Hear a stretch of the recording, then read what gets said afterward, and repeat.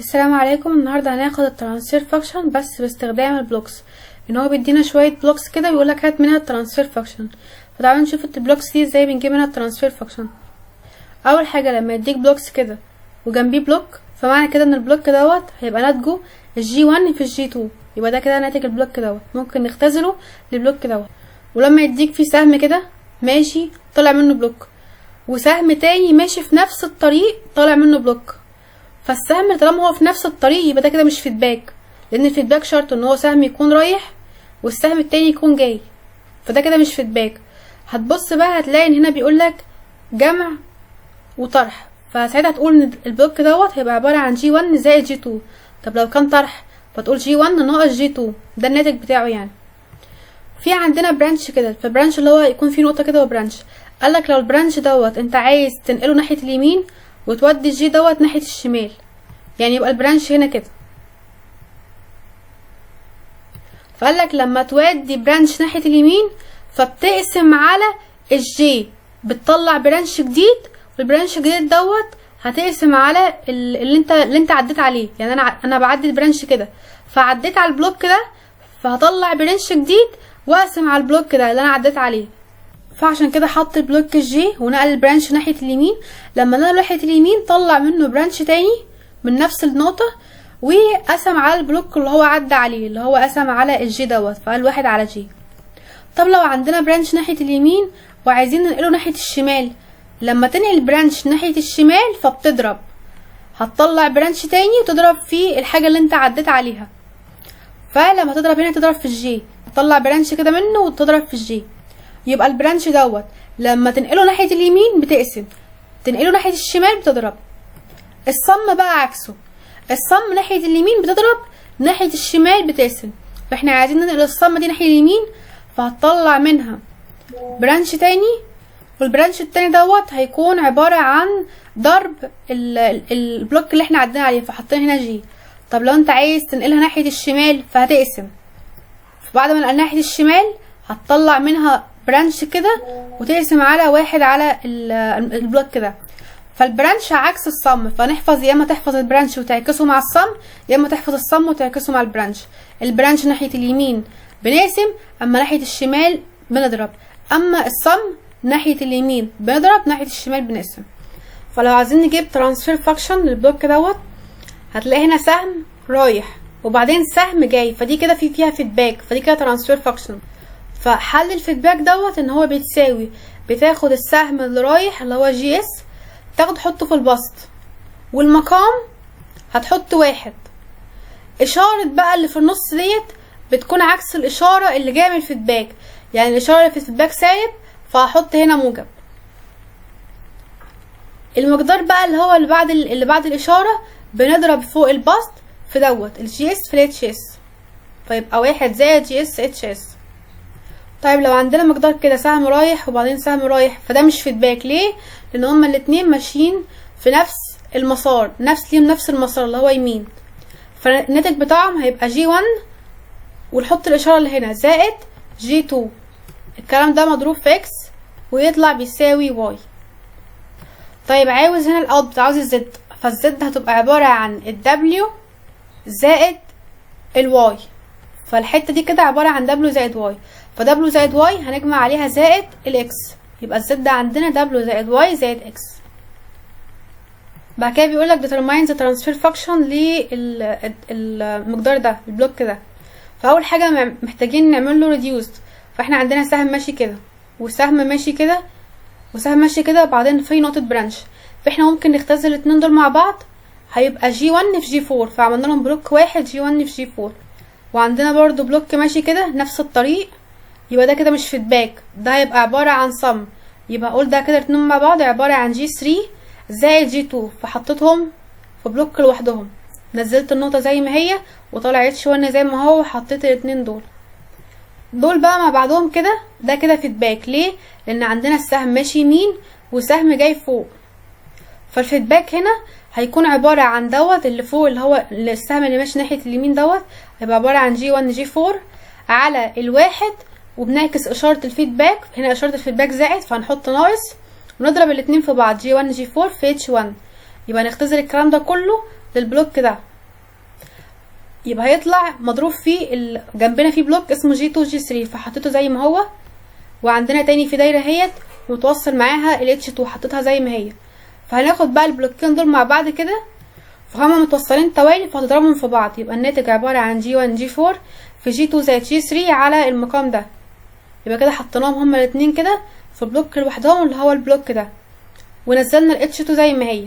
عايزين بقى نختزل البلوك دول مع بعض، هتلاقي ان في سهم رايح كده وسهم رايح كده، يبقى ده كده فيدباك. فقانون الفيدباك ان احنا بناخد دوت، فانا اخدت اهوت في البسط على الواحد زائد على واحد، عكس الاشاره ديت يبقى زائد، بنضرب دوت في ده، فضربت اهوت G1 G4 G2 G3 على اللي هو المقدار دوت، ضربتهم في H2، يبقى ده الناتج بتاعنا. بعد كده معانا الداله زي ديت بيقولك روح هات الترانسفير فانكشن، بس دي بقى فيها فكره، بيقولك هات لي الترانسفير فانكشن from each input to output. احنا عندنا 2 input، بيقولك عندنا input RS وعندنا input XS.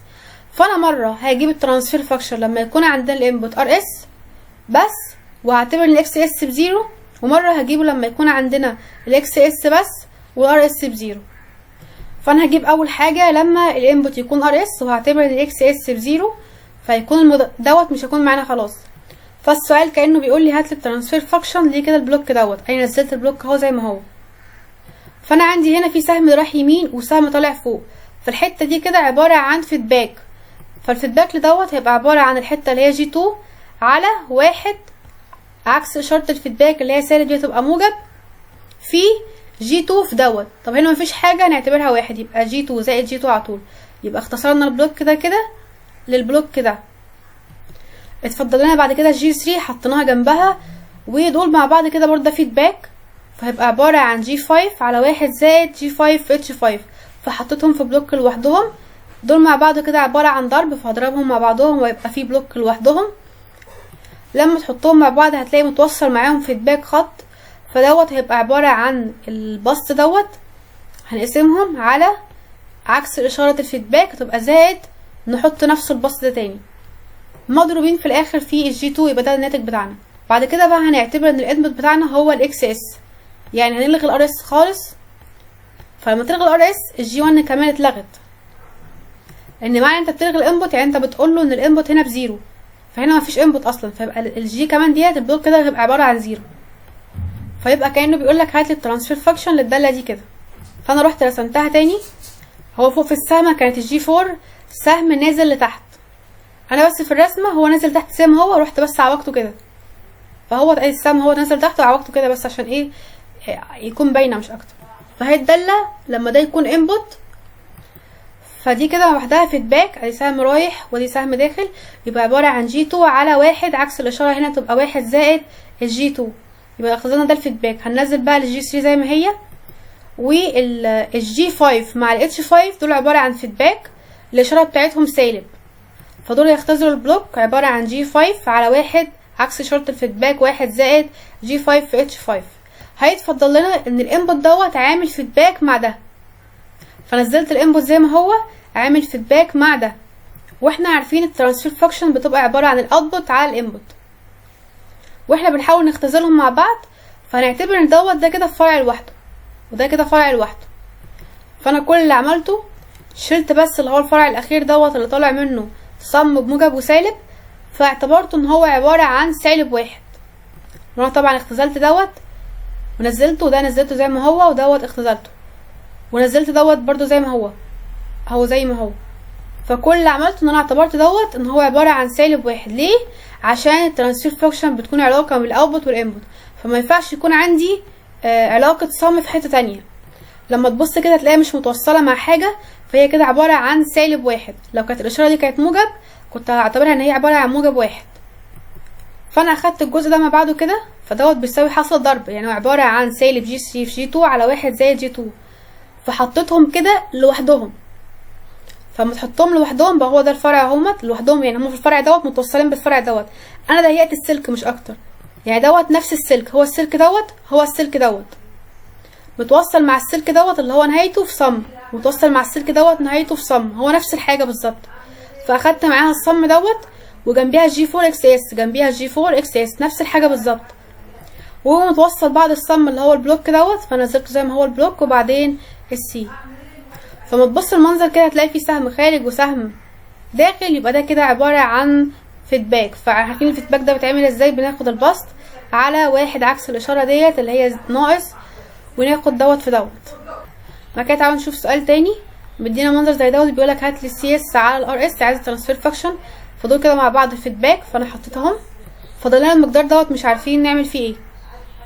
احنا نحاول نختزل المقدار دوت. فانا قلت البرانش دوت هنقله هنا، بحيث اخد الجي 2 مع الجي 1 اضربهم في بعض، ويبقى الاتنين دول فيدباك مع الاتش 2.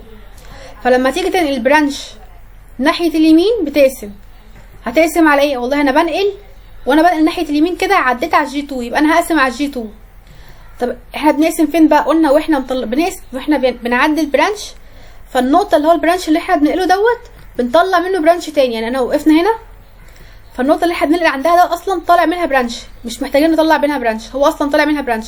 فانا قسمت على طول الجي 3، رحت قسمتها على طول على الجي 2 ونقلت النقطه، فالجي 2 انتقلت هنا، وعندنا دوت بقى اسمه جي 3 جي 2. فبقى عندنا دول مع بعض كده عباره عن حاصل ضرب جي 1 في جي 2 ومع الاتش 2 ترانسفير فاكشن. فعملتهم اهوت كده، دي ترانسفير فاكشن بتاعتهم. ودوت هتلاقي فيه سهم رايح يمين، وهنا برضو السهم رايح يمين، فده كده صم. وهتلاقي هنا موجود فيه زائد، يبقى ده كده صم، يبقى جي 3 على جي 2 مجموع على الواحد، لان مفيش حاجه هنا فبنعتبرها واحد. فالبلوك دوت ده كده نزلته تحت اهوت، هو ده البلوك. ودوت برضو نزلته زي ما هو كده، نزلته اهو البلوك. هيتفضل لنا ان كل دولت عباره عن حاصل ضرب، هنحطهم في بلوك لوحدهم. وعندنا هنا ديت، فلو تبص تلاقي فوق ده سهم رايح يمين وده سهم رايح شمال، فدي كده عباره عن ترانسفير فاكشن. فالترانسفير فاكشن دي هتبقى عباره عن اللي فوق على واحد عكس الاشاره ديت زائد، ونضرب ديت في واحد، يعني نحطها تحت تاني برضو. فاضل اخر سؤال بيقولك obtain CS على RS، دي فيها فكره شويه، ومديك اللي هو المنظر البلوك دوت.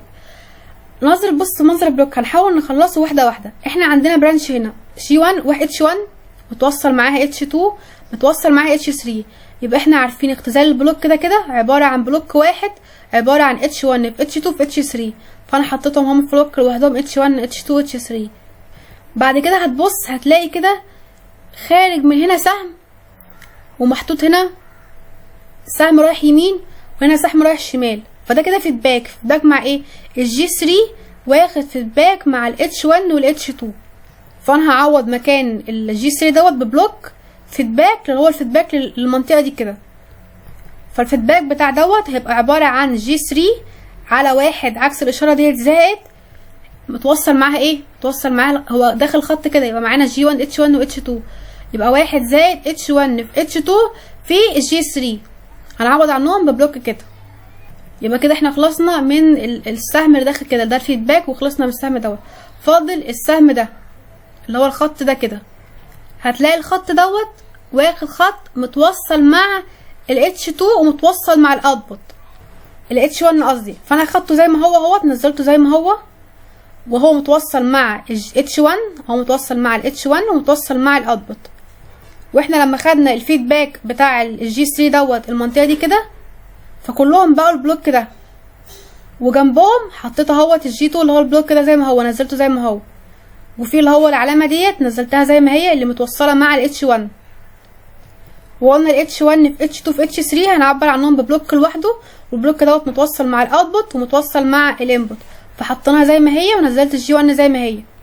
فتفضل معانا البلوك ده كده، فده وده هيبقوا مع بعض ضرب، ومع اللي تحت دوت هيبقوا فيدباك. فده كده الاختزال بتاعتهم مضروبين في الجي 1 وتحت في الاتش 2، فده كده مع بعض الاتنين دول مع بعض كده هيبقوا برضو ضرب، مع اللي تحت هيبقوا فيدباك. فهناخد كده البلوك ده مع بعضه كده فيدباك مع وحده، وهناخد بقى الاوتبوت على الانبوت، يبقى ده كده عباره عن الترانسفير فاكشن بتاعتنا. طيب اخر سؤال بيقول الاتش 3 دوت معاك داله زي كده، بيقولك هات لي برضو اعمل لي ريديوس للبلوك دوت وهات لي الترانسفير فاكشن. فانا لقيت هنا في فيدباك، يعني في موجب وناقص، فانا قلت لما ادخل الجي 4 دي جوه بحيث اضربهم في بعض ويبقى مع اللي تحت فيدباك. فانا كده عايزه انقل البرانش دوت ناحيه اليمين. لما تنقل البرانش ناحيه اليمين فاحنا قلنا بنقسم على الحاجه اللي انا عديت عليها، فانا هقسم على الجي 4. وقلنا بنقسم على ايه بقى؟ بنطلع برانش منه نقسم عليه. لقيت فيه اصلا برانش طالع منه، يبقى انا هقسم هنا على الجي 4، يبقى اتش 3 على الجي 4، ودخلت الجي 4 جوه، فبقت الجي 4 دي مع جوه الجي 3، فخدتهم مع بعض ضرب، وطالع منهم تحت كده فيدباك اللي هو الاتش 2، ونزلت الجنب الشمال دوت زي ما هو تحت. يبقى عندنا كده الاتنين مع بعض برضه هيكون عبارة عن فيدباك. ونبص على الجانب الشمال، عايزين ندخل الجي 1 دي جوه بحيث تبقى ضرب مع ديت وتبقى فيدباك مع الاتش 1.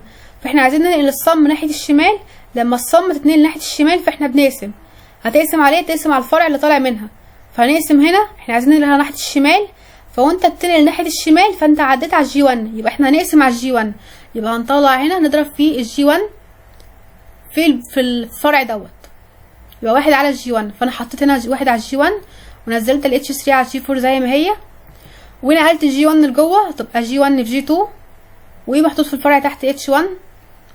بس هيبقى الناتج بقى النهائي ده فيدباك مع ده وده فيدباك مع ده، هيطلعوا في الاخر هما الاتنين ضربه مع بعض، واللي فوق دول ضربه مع بعض، هتاخدهم اللي فوق فيدباك مع اللي تحت بس. ودي الترانسفير فانكشن بتاعتنا.